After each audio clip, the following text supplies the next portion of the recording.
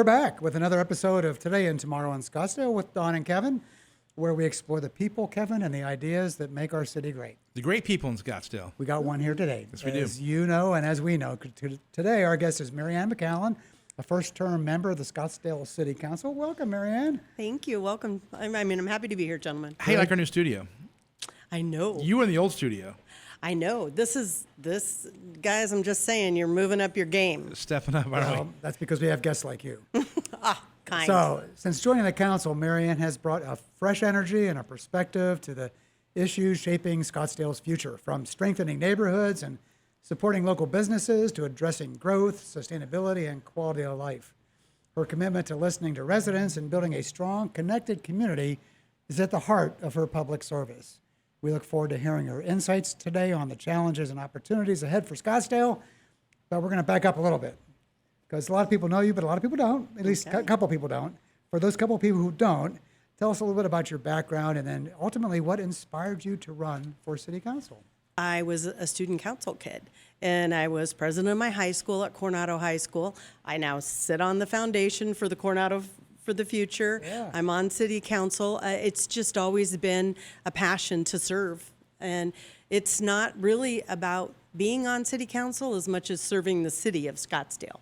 And I worked for the city for a decade and a half. I met my husband at the city. We were both recreation leaders. It's really almost too cute and boring to explain, but it's great. And Scottsdale's, I love Scottsdale. Kevin always likes love stories. So Kevin, bring a tear to your eye probably, right? To hear how this all happens. Okay, Maryann, let's test you out your vague political skills where you answer a question but don't get to the heart of it. Okay, here's a good one for you. Which do you enjoy more, serving on the Coronado Foundation for the Future or being a city council member? Uh-oh. Well, two different answers. Serving on the city council has been a lifelong dream. Yeah. Serving on the Coronado Foundation for the Future with your wife, may I add, is real. It makes me very proud because it was my high school student body president, totally involved, but it brings a different light. It allows me to educate others about Coronado. And so they both are uniquely satisfying. Yeah, no, I agree with you. Both of them are super impactful. Yes. The work you're doing at the foundation is super impactful, and the work you're doing at the city, a little bit broader of a reach, but also very, very important. Answered like a true politician. Yep. But also answered like a good leader. So very nice. So you're in the first year of your first term. What's been the biggest surprise? My standard answer, gentlemen, is it's everything I had always hoped it would be and so much more. That so much more depends on the day. It just really, what the issue is, helping my constituents, the citizens of Scottsdale, understand the complexity of some of the issues. It's many more layers than, I knew, but I didn't know, if that makes sense. Mm-hmm. It's more of an onion in that sense that every time you pull away a layer and you think you understand everything, there's one more person that helps you explain it a little bit more, understand it a little bit more. And so it's very complex, but I enjoy it. I'm being educated daily. That's what I'm hearing in this. If she's learning, that means you're listening. And that's a skill that we seem to have lost track of these days, the listening skills, the learning and listening, and not going like you know everything, even though you've been there for I 6 certainly years. do not know everything, right? It's but perfect. I can hope to learn more as I go. Lifelong learning, that's what we're all about. So how has your perspective on the city changed since you've been in office? Or has it changed? I would say that it has changed in different ways. I love the city of Scottsdale. I will always love the city of Scottsdale. It's my home. That's where I raised my children. It's where I met my husband, my friends, my family, my church, all of that. But I've learned that I've lived here 60 years, and I love the city. But someone who moves here that's only been here a year, 2 years, 10 years, 20 years, all of us have a unique perspective on what Scottsdale is, and they are all very different. And it sounds like I'm talking about the good old days. But sometimes it's really an eye-opening experience to hear someone say, "Oh, I love Scottsdale because it's so vibrant, it's trendy, it's new, it's shiny." And then you hear people say, "It has a very small town feel." And they've only lived here a year. Oh, it feels just like a small town. And instead of being the westmost western town, it's the westmost small town, big town. It's a big, small town. But it really is, because you introduce somebody to somebody and then they introduce you and you're like, wait a second, our families know each other from here or there. So the perspectives are uniquely your own. It's your own experience. But they can be very different. And usually that's a good thing, because you want the diversity of opinion, right? And diversity of ideas is what makes a city or a community great. Well, and that's what we hope the whole world is like, right? True. Yeah. And not to be a Debbie Downer, but today, a perfect experience, how rhetoric can overshadow what's happening in the world, and that your voice has to be louder than my voice. That's not the case. What happened to civil discourse? What happened to respecting our differences? I think about when I was growing up, my dad was someone who spoke to the television. My mom would say, "Calm down, Noelle." And he'd be like, "Oh, they can't hear me." Like they were really having this discussion, like as if Tip O'Neill could hear my father or Ronald Reagan could hear my father. But that was the era where I was growing up, right? Of course. But civil discourse was exactly that. They would disagree, and then they'd be pals. And you see some of this still today. It would be nice if more of that, if that part of the past would be elevated. Like I was just telling you, I was listening in the car to former Senator Jeff Flake and how he's working through ASU and this public policy institute about current politics and how we need to get back to that. And then today's shooting of Charlie Kirk. Who would think that we'd be talking about this today? It's horrific. And, my thoughts are always, it takes me back. This is going to make me cry. Sorry, gentlemen. Sorry, go. I was 4 years old, and I remember clear as day when Bobby Kennedy was shot. Do you? My dad had made us breakfast, it was like maybe a later breakfast, mid-morning, and my dad, it was the first time I saw him cry. I was 4 years old, and I remember it because my dad says, "Oh my God, Yvonne, they killed him." And he fell up against the refrigerator. Is that and I right? thought, why is my dad crying? And then I could hear them both crying. He went back in the bedroom to talk, and I remember just sitting at the table thinking, why are they crying, and who did they shoot? Who did they kill? Really? And it's always stuck with me, because who are they, right? On both sides, there shouldn't be a they. It should be an us, right? Always. We should want to be more like Martin Luther King-esque or Gandhi-esque or God-esque in the manner that, can't we be respectful of others and have our differences? That's the challenge we face. That's the work I do with the Arizona Democracy Resilience Network. Yes, That's it the is. challenge we face. And hopefully, and it bubbles all the way down to the local level. And turning it back to the council for a second, it's not exactly a council that gets along terribly well with each other. In fact, some people would say it's even somewhat dysfunctional. So how do you navigate those relationships? Because you got to lead together, Right? but you're very different, and that's okay, but sometimes it gets a little dicey. How is that all playing out, and how are you building relationships with your fellow council leaders? I think it starts by being true to your own set of ethics, right? That I grew up in a very Catholic household where we live by the golden rule and you're treating others the way you want to be treated.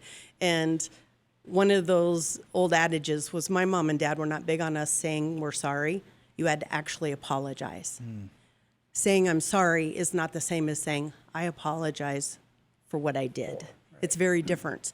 And so I grew up with that kind of mantra. And I think that on the council, everybody is so different, and I'm new to everyone. Everyone assumes I may know one person more than the other, but really, we're all working as a group together for the first time. That being said, you just I think you be respectful. That's what I'm trying to do. Listen and hope that our differences don't affect the citizens, right? We want to do what's best overall. But like I said earlier, everybody's opinions or the way they get to their answer, the road is very different. But let's hope that we get to the same end point, or even roundabout in the city's interest. That was one of the very first things that we didn't agree on. But that's okay. We'll move forward. And what can we, what do you make out of, you make lemonade out of lemons, right? And so each issue, someone may feel that they're on the opposite side or the losing side of a discussion, but really it's not about me. It's about the city. And I may not like where something's going, but if it's best for the majority of the citizens, that's where we should take it, right? Absolutely. It's not about me, and it shouldn't be about any of the council members or about the mayor or about anybody. It should be about what's best for the city of Scottsdale, like the general plan.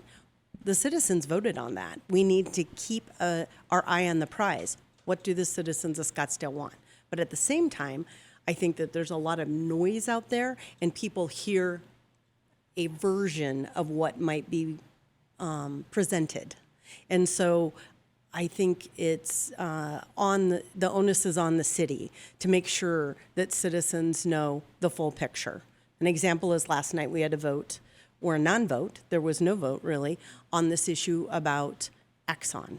And people think they may have known what it's about, but reality is we needed to pull it off the agenda in order to look at it more.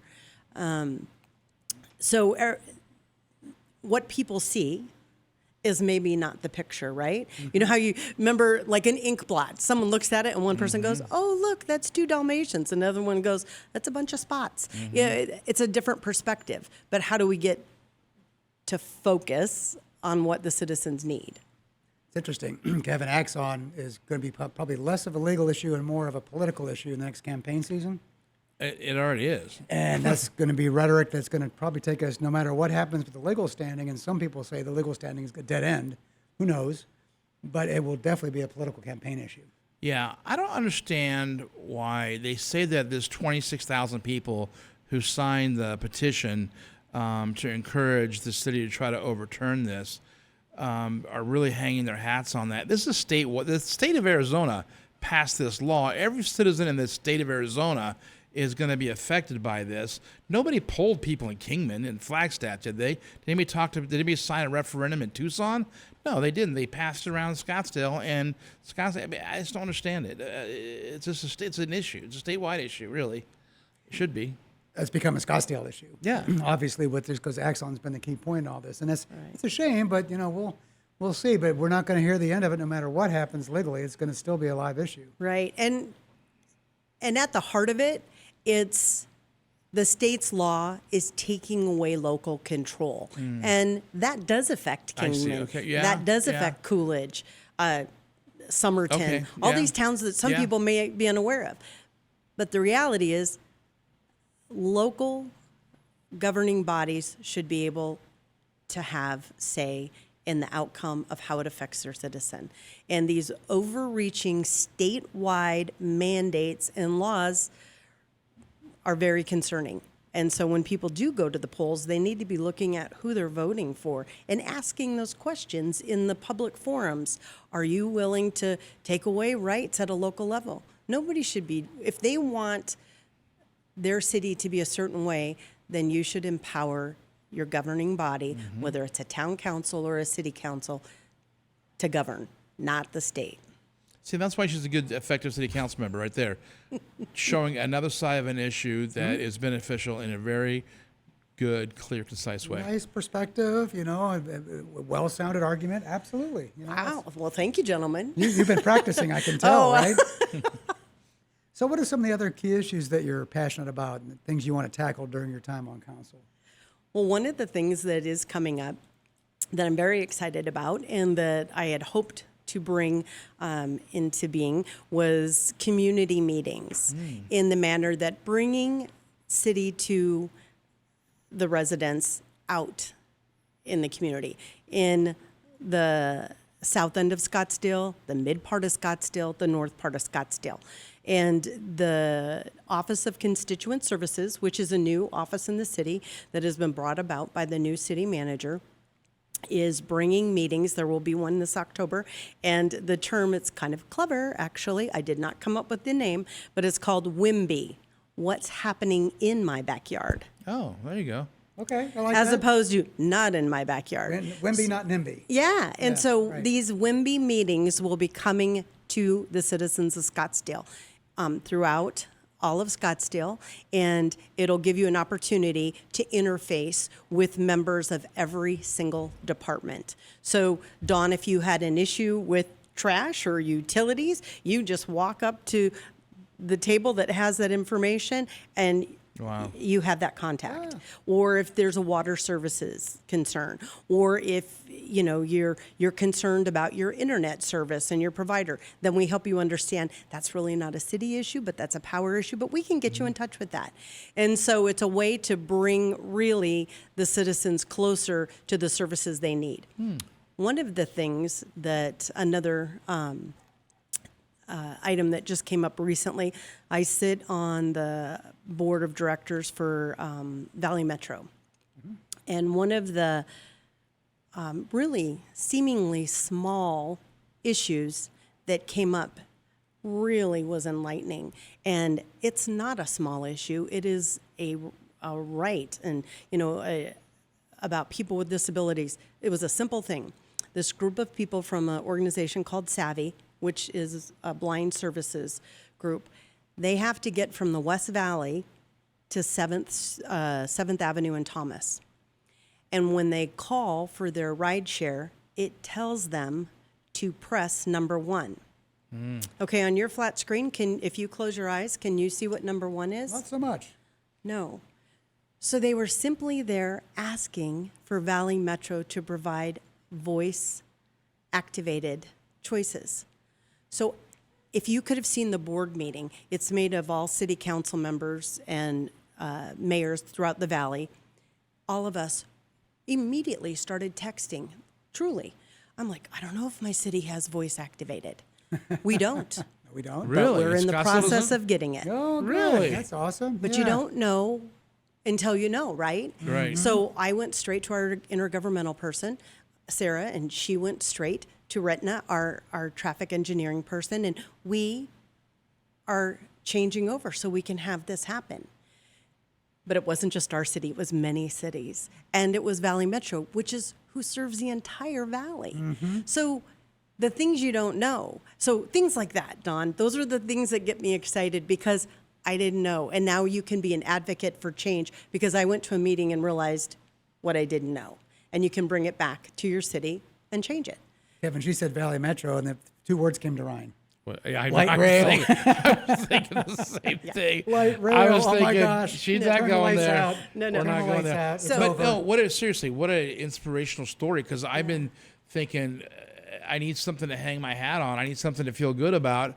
And our city's changing for the better because of something that you saw at a Valley Metro meeting. Yeah, and that's just, then there are other things. Every city council member sits on different committees and, statewide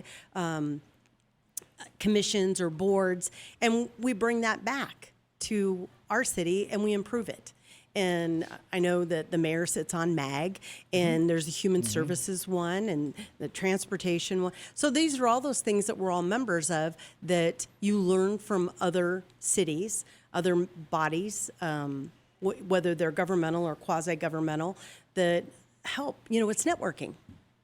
And it was really fascinating to watch. I mean, I lean over to someone from another city and I go, "Does your city have that?" And she goes, "Oh yeah, our city has it." Really? Well, it was Phoenix. Oh, Right. okay, And yeah. because they're the largest Yeah. procurer of transportation. Yeah. But the smaller towns didn't have it. So it was That fascinating. is cool. Yeah. So we're in kind of a new season because, the new council gets back after their summer break, and now they're up and running again.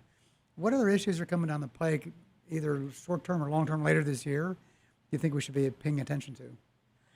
I think we should always be paying attention to anything that's on the horizon that there's a rumbling, right? That was the idea behind these WIMBY meetings, making sure that we catch something before or we understand what's happening. Simple things when, we have this master plan that just went, the Parks Master Plan, and people are like giving all this input of what's going to happen. But at the heart of it, what they really want to know is, when was the fence coming down at El Dorado Pool or El Dorado Park? And now the fence is going up at Vista del Camino Park. And so the people over there are going, are we going to be closed as long as El Dorado was? So there are different issues. So things like that. And getting in front of them, I think, is always the issue, is helping people understand what the process is. If you tell someone your trash isn't going to be collected on this day, and they know it, they don't get excited. But let me tell you, you don't tell them, they're going to get excited. And I think that is the biggest, always, communication. Good point. That's true across the board for just about everything, Kevin, isn't it? Yeah, sure is. Hey, Maryann, I was watching the city council meeting last night. I saw the boards and commissions had reported to the city council on what they've been doing. And then today I went to a meeting where I heard that maybe boards and commissions aren't going to be around in the future of Scottsdale. Can you give us any update on that? Yeah. As of now, they are here to stay. Okay. And I think that's how I got my start. That's what I was an employee for the city of Scottsdale for a decade and a half. And then when I started to think about, I want to get involved beyond my children's school, beyond my church, where else in the community can I help? Yeah. And then that's where I went to. I was on the Pass and Trail Subcommittee, which is a transportation subcommittee, Parks and Recreation Commission for a couple times, and chair. And getting involved, that is the access point for people to feel that they have a voice in their city. And continuing those is the heart of what's at the city. So I don't see them going away. Okay. I would make sure, I would work my hardest to make I sure know and you keep would. them. You're a big advocate. Because it's always so exciting to hear, especially when they come up for their interviews. I think back to how anxious I was and how it's supposed to be nonpartisan and who nominates who and all of that. I didn't really understand the process when I went through it, however long ago it was, 16 years ago. I did it because I wanted to serve, and Parks and Recreation is what I knew, and so that's the one I applied for. I applaud and respect people who join boards and commissions. Kevin, you're one of them. You were on the airport commission for a while, and then just to give Kevin a little kudos, he took that and he took a run for city council, and he gave it his all. And I have so much respect for, not just people who win their city council races, but people who are engaged enough to even be wanting to run and do the hard work of making that happen. So that Kevin kind of followed that path a little bit too. So good for you, man. Thanks. We got to get you back on the board. Yeah, on the board and commissions. Get you back on the airport commission, man. I love that opportunity. He knows airplanes. I'm smarter now than I was back then too. I'm working on that, Kevin. Yeah. I'm working on that. All right. It's a lifelong learning. So for sure. So where do you see the city 5 or 10 years from now? We always complain, particularly in campaigning, that nobody ever has a vision beyond getting reelected. Or a vision beyond the next year or two. Yeah. Where do you see the city heading in 5 years? I would like to say that the city is going to evolve in a manner that doesn't mean development up. Does that make sense? I would like the city to evolve in a manner that if people present projects that work well and fit our city, that we welcome them, and especially if they help our city. I would like people to continue to have the feeling that I have, or those people that I spoke about earlier, in the manner that someone who's here for 1 year. Last night, the boards and commissions, the 2 people who applied for the tourism, one of them's only been here 1 year, the other one's been here 2 years. Wow. And they were talking about the city the way I feel about the city. And that was enlightening. That was one of those things when I was running for office. I want people to still feel that way. I want people to feel that it is the smallest big town, if that makes sense. Exactly. Yeah, it does. We talk about it all the time. Yeah. I went to the rodeo this weekend. Yes. And people were talking about, how it used to be where the the right field fence of the field now is, that used to be where the rodeo grounds were when I was a kid, right there by the old Boys and Girls Club at Scottsdale Stadium. And we'd get out on, the Prada weekend to go. And my Girl Scout troop, when we were in high school, babysat the kids of the charros and the rodeo people as they were going so they could be doing their thing. We babysat right there at the Boys and Girls Did you Club. really? Yeah, they donated I think it was $50 to our troop, which seemed, wow, we won the lottery. And it was fun. They gave us food. We watched their kids. It was great. And I did that all through high school.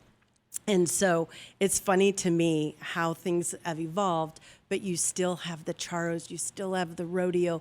Maybe where they're at and how big they are has changed, but the feeling hasn't changed. And my husband and I are sitting there at the rodeo and we're talking about, getting out of school half day, and everybody, it didn't matter if you didn't have a ride. You just walk as a pack of kids down to, Osborne Road. Of course, I grew up off McDowell and 68th Street. So it just, that feel is still there. I was talking to Mike Phillips about the idea of the museum, the baseball museum that he's envisioning. And I was telling him when I was a kid, I sold candy bars to Alan Bannister and the Houston Astros. You did? I remember that. I remember that player, Alan Bannister. Oh, Yeah. my gosh. Yeah. I was so excited. I sold them candy bars. I ran home to tell my mom, and she's like, did you sell all of them? And I was like, oh, I got to go sell more candy bars. But I was so excited. And that feeling of, he wants to have that baseball museum. And that's just a continuation in my mind of the Pink Pony, of Don and Charlie's. It'll be a different place, but it'll still have that feel. So that's what I hope the city has. That's cool. That Yeah. there's that throwback, but at the same time we evolve. Make sense? It does. I love it. That's a nice mix, nice way of looking at things, right? So serving can be demanding. What do you do to recharge outside of your council duties? What keeps the energy level up? Well, in my outside life, I am an antiques dealer. Right. And so I go to a lot of auctions and estate sales. When do you have time for that? Do you still do that? Oh, yeah. You I do? was at my store today. You Yeah. Yeah, no, I love it. 'cause you're everywhere. Well, I take my job seriously. It's supposed to be you a do. part-time job, but I figure that I can fit my business, which is more of a part-time business, into my full-time city council job. It's both. I think when it's who you are, it's easier. Yeah. Does that make sense? Yeah. When you are living, for me, this is like living the dream, guys. It truly is. Always wanted to be on city council. I'm serving, and I get to go. I get to meet people. When I pulled up today, I went in the wrong office, met the manager of the bank at Flagstar Bank, and he said, "Let me walk you to the thing." And I said, "Oh, I'm Maryann," and he goes, "Why do you look familiar?" And I did the old, "Oh, you saw me in the post office" joke, which isn't working very much on younger people Yeah. anymore. They don't get that I know. anymore, right? Right. But I said, "Oh, I'm on city council," and he goes, "That's where I know you from." But I met the manager of the bank, and he walked me to the elevator and got me here. So good. that feeling. And being proud of serving the citizens is That's great. probably the best part. So maybe as we ask our final questions here, what is something people might not know about you that helps shape you, who you are as a leader? Let's see. I always got to end with a Yeah, intriguing. right. one. Yeah, Make 'em no. think a little bit, right? Well, Yeah. I think that a lot of people may realize this, but maybe they don't. I come from a very large family. I was raised by a mom in a wheelchair. My mom was in a wheelchair my entire life. Is that right? She had rheumatoid arthritis, and so human services, ADA, serving, community service, things like that are in my DNA. It's who we are. And I was raised by parents that said, "You give." And so those are things, when people say, "Oh, being someone who's charitable," I don't even feel like it's that. I feel like that is who you are called to be, then you do that. Some people are called to be something else. That's what I'm called to do, serve, and that's who I am.